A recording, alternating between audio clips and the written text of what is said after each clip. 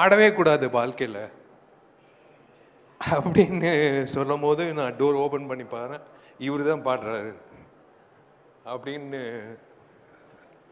சொன்னாங்க.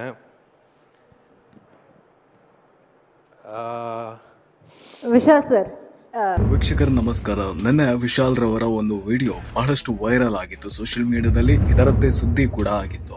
ಸೊ ಈ ಘಟನೆಯ ಸ್ವಲ್ಪ ವಿವರಗಳನ್ನ ತಿಳ್ಕೊಂಡು ಬರೋಣ ಬನ್ನಿ. ವಿಶಾಲ್ ರವರು 2013ರಲ್ಲಿ ರಿಲೀಸ್ ಕಾಣಬೇಕಾಗಿದ್ದಂತಹ ಮದಗಜ ರಾಜ ಅನ್ನುವಂತಹ ಒಂದು ಫಿಲ್ಮ್ನ ಇವೆಂಟ್ಗೆ ಹೋಗಿರ್ತಾರೆ. ಈ ಹೋದಂತಹ ಸಂದರ್ಭದಲ್ಲಿ ಅವರಿಗೆ ಕೈಗೆ ಮೈಕ್ ಸಿಗುತ್ತೆ. ಆಬ್ವಿಯಸ್ಲಿ ಅವರು ನಟಿಸಿದಂತಹ ಮೂವಿ ಅಂದ ತಕ್ಷಣ ಅದರಲ್ಲಿ ಅವರು ಮಾತಾಡಲೇಬೇಕಾಗುತ್ತೆ. ಸೊ ಮಾತಾಡೋದಕ್ಕೆ ಅಂತ ಹೇಳಿ ನಿಲ್ತಾರೆ. ನಿಂತಹ ಸಂದರ್ಭದಲ್ಲಿ ಕೈ ಫುಲ್ ಶೇಕ್ ಆಗೋದಕ್ಕೆ ಶುರುವಾಗುತ್ತೆ. ಅದಾದ ನಂತರ ನಿಂತ್ಕೊಳ್ಳಿಕ್ಕೂ ಸಾಧ್ಯ ಇಲ್ಲದಂತಹ ಪರಿಸ್ಥಿತಿಗೆ ಬಂದು ಬಿಡ್ತಾರೆ.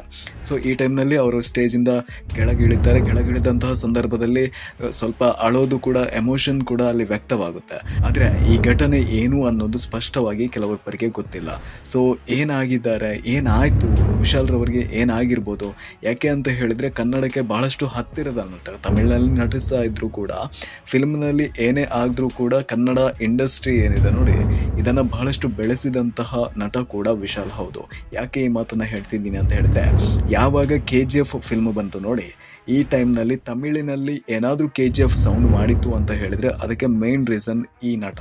ಅದಾದ ಬಳಿಕ ಪುನೀತ್ ರಾಜ್ಕುಮಾರ್ ಅವರು ತೀರಿಕೊಂಡಂತಹ ಟೈಮ್ನಲ್ಲಿ ವಿಶಾಲ್ ರವರು ಒಂದು ಮಾತನ್ನು ಹೇಳ್ತಾರೆ, ಇವರು ಏನೇ ಆದರೂ ಕೂಡ ನಮ್ಮ ಜೊತೆಗಿರುವಂತಹ ವ್ಯಕ್ತಿತ್ವ ಕೂಡ ಹೌದು, ಹಾಗಾಗಿ ಇವರು ಏನೆಲ್ಲ ಮಾಡ್ತಾ ಇದ್ರು ಆ ಕಾರ್ಯವನ್ನು ನಾನು ಕೂಡ ಮುಂದುವರಿಸ್ತೇನೆ ಅನ್ನುವಂತಹ ಒಂದು ಭರವಸೆಯನ್ನು ಕೂಡ ಕೊಟ್ಟಿದ್ರು. ಸೊ ಯಾಕೆ ಹೀಗೆ ಸ್ಟೇಜ್ನಲ್ಲಿ ಈ ರೀತಿಯಾದಂತಹ ಬೆಳವಣಿಗೆ ಆಯಿತು ಅಂತ ಕೇಳಿದರೆ, ವಿಶಾಲ್ ರವರಿಗೆ 10 ದಿನಕ್ಕಿಂತ ಮುಂಚೆನೆ ತೀವ್ರವಾದ ಜ್ವರ ಆಯ್ತಂತೆ. ಈ ಇವೆಂಟ್ಗೆ ಏನು ಪಾಲ್ಗೊಂಡಿದ್ರು ನೋಡಿ, ಇದಕ್ಕಿಂತ ಮುಂಚೆನೆ ಇವರಿಗೆ ತೀವ್ರವಾದ ಜ್ವರ ಇತ್ತು. ಸೊ ವೀಕ್ನೆಸ್ನಿಂದ ಈ ರೀತಿ ಆಗಿದೆ ಅನ್ನೋದನ್ನ ವೈದ್ಯರು ಹೇಳ್ತಾರೆ. ಇನ್ನು 2013ರಲ್ಲಿ ರಿಲೀಸ್ ಆಗಬೇಕಾಗಿದ್ದಂತಹ ಮೂವಿ ಈಗ ಯಾಕೆ ರಿಲೀಸ್ ಆಗ್ತಾ ಇದೆ ಅಂತ ಕೇಳಿದ್ರೆ, 2013ರಲ್ಲಿ ರಿಲೀಸ್ ಆಗಬೇಕಿತ್ತು, ಓಕೆ, ಆದರೆ ಅಲ್ಲಿ ಫಿನಾನ್ಷಿಯಲಿ ಪ್ರಾಬ್ಲಮ್ ಆಗಿರೋದ್ರಿಂದ ಅದನ್ನ ರಿಲೀಸ್ ಮಾಡಿರಲಿಲ್ಲ.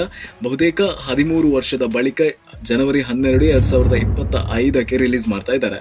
ಈ ಟೈಮ್ನಲ್ಲಿ ವಿಶಾಲ್ ರವರಿಗೆ ಅಗತ್ಯನೇ ಇಲ್ಲ ಅಂತ ಅನ್ಸುತ್ತೆ ಮತ್ತೆ ಈ ಮೂವಿಗೆ ವರ್ಕ್ ಮಾಡೋದು. ಆದರೂ ಕೂಡ ತಾನು ವರ್ಕ್ ಮಾಡಿರುವಂತಹ ಮೂವಿ ಅನ್ನುವಂಥ ರೀಸನ್ಗೋಸ್ಕರ ಈ ಮೂವಿಯ ಇವೆಂಟ್ನಲ್ಲಿ ಪಾಲ್ಗೊಂಡಿರ್ತಾರೆ. ಸೊ ಈ ವಿಚಾರದ ಬಗ್ಗೆ ಬಹಳಷ್ಟು ಸುಳ್ಳು ಸುದ್ದಿಗಳು ಕೂಡ ಹಬ್ಬಿತ್ತು. ಇವರು ಏನೋ ಮೂವಿಗೋಸ್ಕರ ಅಂತ ಹೇಳಿ ಗಿಮಿಕ್ ಮಾಡ್ತಾ ಇದ್ದಾರೆ ಅನ್ನುವಂಥ ಕೆಲವೊಂದು ಮಾತುಗಳು ಬಂದಿತ್ತು.